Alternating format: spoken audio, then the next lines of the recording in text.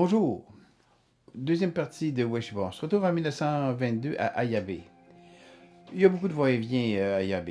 Il y a beaucoup d'intellectuels, des officiers, des hommes politiques qui se rendent là-bas pour rencontrer Onisaburo Deguchi. D'ailleurs, son petit-fils l'a décrit à Sao Tome Mitsugi. Là.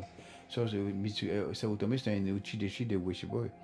Il dit de son grand-père, c'était un homme charismatique, c'est un artiste, outrageux, plein de spiritualité, qui avait l'habitude d'effrayer les servantes en leur montrant ses parties génitales. Il faut spécifier que tout ça, ça se faisait avant MeToo. En 1924, Maître Deguchi fait appel à Moriei pour l'accompagner dans une aventure en Mongolie. En fait, le but aurait été de fonder une espèce de royaume utopiste, peace and love, là, un peu, là, un centre spirituel pour l'amour et la fraternité universelle, selon les principes mêmes de l'Omotokyo. Mais aussi, on peut interpréter ça, cette aventure-là, comme le reflet de l'expansionnisme nippon. À l'époque, la volonté nationaliste des Japonais était de se tailler une vaste zone d'influence dans l'Asie de l'Est. En fait, la route a été semée de nombreuses embûches, puis ils ont dû affronter des bandits de grand chemin puis des soldats. De ces embûches-là sont nées certaines légendes, dont celle-ci. On dit que Ueshiba avait acquis une telle vigilance que lorsqu'on le tenait en joue, il percevait l'agression sous une forme de lueur blanche qui précédait la balle. Ueshiba nous décrit, celui qui a décrit ça, il nous décrit son expérience. Il dit avant que l'adversaire ne puisse appuyer sur la gâchette, son intention de tuer se cristallisait en une boule de lumière spirituelle qui volait vers moi. Je l'évitais. De cette manière, aucune balle ne pouvait m'atteindre. OK. C'est la légende. C'est la légende. Vous en faites ce que vous voulez. Vous en faites ce que vous voulez. Mais il faut être rapide. Enfin, on n'embarque pas dans ça. De retour au Japon, la réputation de Morihei Ueshiba ne cesse de s'étendre. Ça continue. En 1925, il va se consacrer à l'étude du yari, l'étude de la lance. Évidemment, il fait jamais rien à demi-mesure. Il s'est entraîné jour et nuit en utilisant ses propres méthodes, tant sur le plan physique que spirituel. Et ses compétences martiales à cette époque-là, en 1925, ont atteint un niveau tout à fait exceptionnel. J'ai fait mes recherches, comme on dit de nos jours, mais je me suis inspiré beaucoup du livre de Mitsugi Saotome, Aikido et Harmonie. Et puis il nous raconte dans ce livre-là un événement qui en laisse plusieurs sceptiques. OK? Ben, je vais vous le raconter. C'était à la suite d'une période d'entraînement particulièrement intense et pendant un exercice de méditation puis de purification qu'il a eu la révélation de ce qu'il avait cherché toute sa vie. L'esprit de l'univers a enveloppé son corps d'une lumière transparente. Il saisit l'essence du ki et fut envahi par la conviction et la source du Budo est avant tout l'esprit de protection. Budo ne signifie pas vaincre l'adversaire par la force, c'est pas non plus une arme de destruction. Le véritable Budo consiste d'abord à accepter l'esprit d'univers, à sauvegarder la paix en ce monde, à protéger et à favoriser l'épanouissement de tous les êtres. Toujours en 1925, au printemps, il va survenir un événement qui va modifier radicalement sa vision que Ueshiba porte sur les arts martiaux. En fait, c'est un officier de la marine, c'est un maître de kendo, je pense qu'il était 5e dan d'après ce que j'ai lu, qui va le défier en combat. Ueshiba va accepter, puis il va gagner le combat sans se battre. Il n'utilise pas son sort, mais il évite ou dévie chaque coup qui est porté par l'officier. Parce qu'il était capable de visualiser la trajectoire de ses coups avant que l'officier ne les porte. Je ne sais pas si vous avez déjà vu des gens faire du kendo. C'est assez rapide, c'est extrêmement rapide. Mais c'est ce que Ueshiba aurait fait. Après le combat, c'est évident que Ueshiba est épuisé. Puis il va se retirer dans le jardin pour aller se rafraîchir près d'un puits.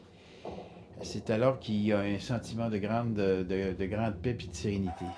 Lui, il paraît soudain qu'il baigne dans une espèce de lumière dorée descendue du ciel. Son corps et son esprit deviennent de l'or. Cette expérience a été très intense, a été unique, a été sa révélation personnelle, son espèce de satori, si on veut. Je vais citer Ueshiba là-dessus, je vais lire un texte en fait. Soudain, il me sembla que le ciel descendait. La terre surgit comme une fontaine d'énergie dorée.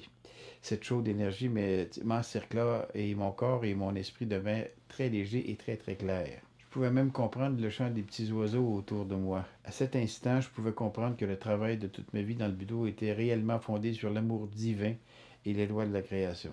J'ai pas pu retenir mes larmes et j'ai pleuré sans retenue. Depuis ce jour, j'ai su que cette grande terre était elle-même ma maison et mon foyer. Le soleil, la lune et les étoiles m'appartiennent.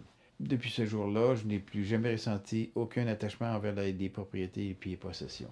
Bon, là-dessus, je laisse à chacun le loisir d'en tirer ses propres conclusions. On adhère à ça ou on n'adhère pas à ça. Là n'est pas la question. Pendant qu'il se voit à des études plus approfondies et à l'élaboration de cette nouvelle voie du budo, sa réputation s'est encore accrue dans les cercles du budo à travers tout le Japon. Il parcourt tout le pays puis enseigne l'aïkido dans tous les milieux. L'année 1932 a été particulièrement remplie pour Maître Ueshiba, qui a donné de nombreuses démonstrations à travers le pays.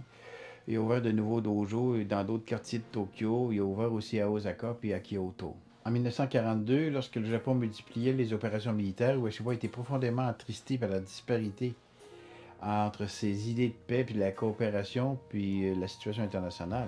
Ça l'a profondément marqué, ça l'a profondément déçu. Fait qu'il est parti avec sa femme Hatsu.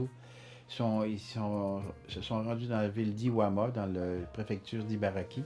Ibaraki, qui est la patrie d'Okano, entre parenthèses, le judoka, le médaillé olympique. Et encore une fois, il va défricher la terre pour la cultiver.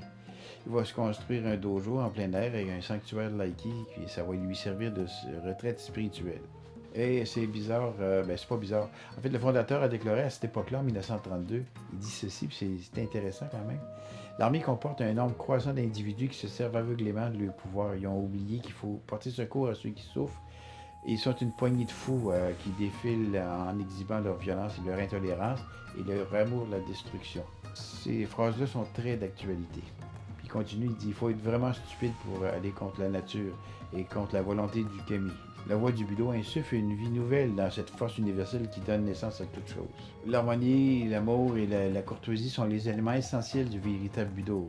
Mais ceux qui détiennent le pouvoir de nos jours ne pensent qu'à jouer avec des armes. Ils considèrent à tort que le budo comme un instrument de violence et de destruction. Ils voudraient se servir de moi pour ces fins-là. Je suis tanné de cette stupidité-là, puis j'ai aucune intention de devenir un instrument entre leurs mains. La retraite est ma seule issue. Oui, je sais pas, jamais renoncé à ses idées et à continuer d'enseigner la voie du budo, et qui est aussi pour lui la culture et de la terre. Pendant et après la Seconde Guerre mondiale, Ueshiba s'est consacré à l'agriculture et à la recherche de la perfection, dont l'idéal Takemusu Aiki. Il était profondément convaincu que la tâche d'un véritable samouraï est de construire dans un monde de paix et de protéger toute forme de vie. D'ailleurs, le symbole Bu d'un Budo, c'est une alabarde et un sabre qui protège. Il y a aussi, il faut dire, qu'il était affligé par les horreurs de la guerre. Il a passé de longues heures à prier. Il avait atteint un degré de conscience spirituelle rarement égalé, puis il vivait pratiquement sans aucun revenu. C'était la fin de la deuxième partie. Je vous attends pour la troisième partie qui va se faire dès la semaine prochaine.